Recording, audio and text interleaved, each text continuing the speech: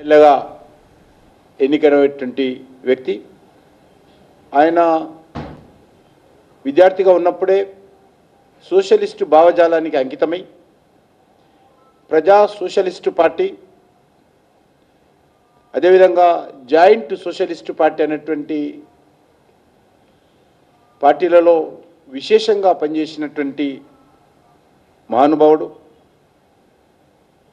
1960లో శ్రీమతి ఇందిరాగాంధీ గారు ఉన్నప్పుడు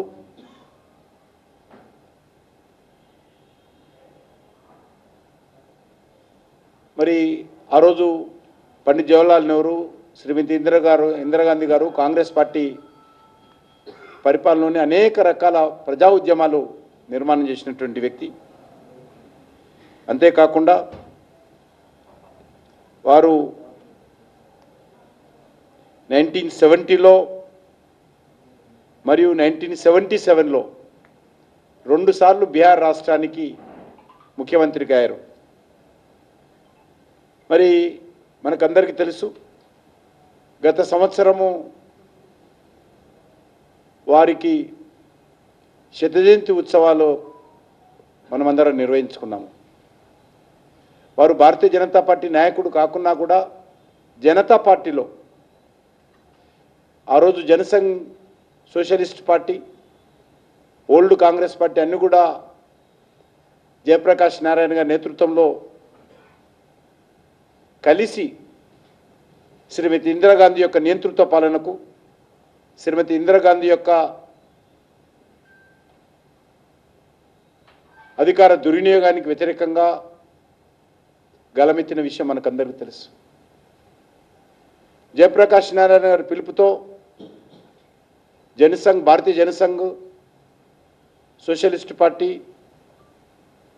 ఇలాంటి అనేక ప్రజాస్వామ్య పార్టీలు జైల్లోనే ఉన్నప్పుడు, జైల్లోనే మాట్లాడుకొని జనతా పార్టీగా అవలంబించినప్పుడు సోషలిస్టు పార్టీ కూడా జనతా పార్టీలో మెర్జ్ చేయడం జరిగింది. ఆ సందర్భంగా వారు జనతా పార్టీ తరఫున మరి నిరంతరము కృషి చేయడం జరిగింది. వారు 100 సంవత్సరాల సందర్భంగా మనకు తెలుసు, కాంగ్రెస్ పార్టీ ఏ రోజు కూడా కాంగ్రెస్ ఇతరులను,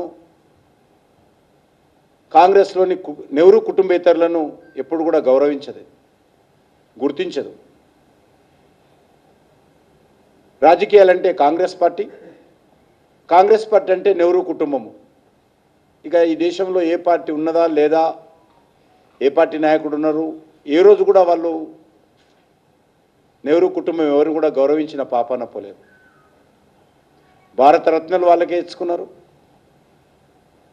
అన్ని రకాల గౌరవాలు వాళ్ళకు వాళ్ళే బతుకున్నప్పుడు, చనిపోయినప్పుడు ఇచ్చుకున్నటువంటి అత్యంత దుర్మార్గమైనటువంటి వ్యవహారం నడిపినటువంటి పార్టీ కాంగ్రెస్ పార్టీ. అనేక మంది మహానుభావులను ఎమర్జెన్సీలో జైల్లో పెట్టారు. ఆచార్య కృపలాని గారు కావచ్చు, అటల్ బిహారీ వాజ్పేయి గారు కావచ్చు, జార్జి ఫెర్నాండెస్ గారు కావచ్చు, లాల్ కృష్ణ అద్వానీ గారు కావచ్చు, అనేక మందిని ఆ రోజు జైల్లో పెట్టినప్పుడు మరి ఏ రకంగా ఇందిరాగాంధీకి వ్యతిరేకంగా జనతా పార్టీ జన్మనిచ్చి, జనతా పార్టీ ద్వారా ఒక మహా విప్లవం, ఆ రోజు ఒక నిశ్శబ్ద విప్లవం ఆ రోజు దేశంలో వచ్చిందో మనకు తెలుసు. జైల్లో ఉన్నప్పుడే ఎన్నికలు ప్రకటించి ప్రతిపక్షాల ఐక్యతకు కానీ, ప్రతిపక్ష పార్టీలు అభ్యర్థులను ఎంపిక చేసుకోవడానికి కానీ, ప్రతిపక్ష పార్టీలు ప్రచారం చేసుకోవడానికి కానీ, ప్రతిపక్ష పార్టీలు వనరులు సమకూర్చుకోవడానికి కానీ ఏ రకమైనటువంటి అవకాశం ఇవ్వకుండా అందరూ జైల్లో ఉన్నప్పుడే ఎన్నికలు ప్రకటించి ఆ తర్వాత మీసా రద్దు చేసి వీళ్ళందరినీ వదిలిపెట్టారు. ఆ ఉన్నటువంటి తక్కువ సమయంలోనే ప్రకటించిన తర్వాత, జైలు నుంచి బయటకు వచ్చిన తర్వాత ఆ తక్కువ సమయంలోనే జనతా పార్టీ ఏర్పాటు చేయడం,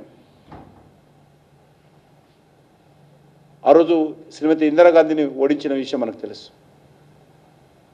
దాంట్లో ఆ యొక్క జనతా పార్టీ ఉద్యమంలో, జనతా పార్టీ నిర్మాణంలో, కాంగ్రెస్ పార్టీ వ్యతిరేకంగా జరిగినటువంటి పోరాటాల్లో